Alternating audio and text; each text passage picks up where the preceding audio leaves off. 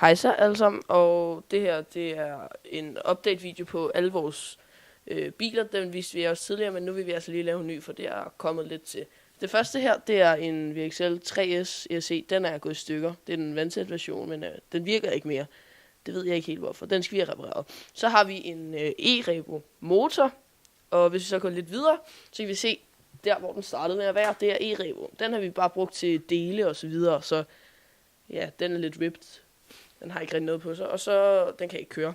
Så har vi en Rustler XL5, og den kører rigtig godt. Der har vi lige købt en køler om til motoren, for lige at holde temperaturen nede.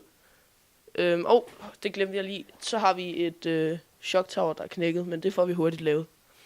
Og herover der har vi en Slash Dual Drive VXL, men som I kan se, så var VXL 3S ESC'en, den var gået i stykker, så nu har vi sat mini e-revo ESC i, og det fungerer faktisk rigtig godt, så det kan vi lige fortælle jer, det kan man altså godt gøre. Og hvis vi så går videre, så har vi den samme bil, slash VXL, men den har så en Castle ESC Sidewinder 3, den fungerer også udmærket.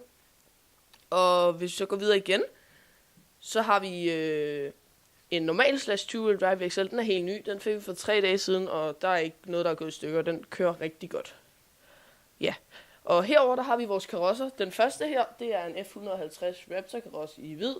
Den hører til den her slash two-wheel drive VXL med Castle ESC'en, og så har vi den røde her. Den hører til den, der havde mini revo ESC'en, og den har også lige en GoPro mount, så vi kan lave sådan nogle videoer. Og den sidste, den hører til den sidste slash, som altså var helt ny.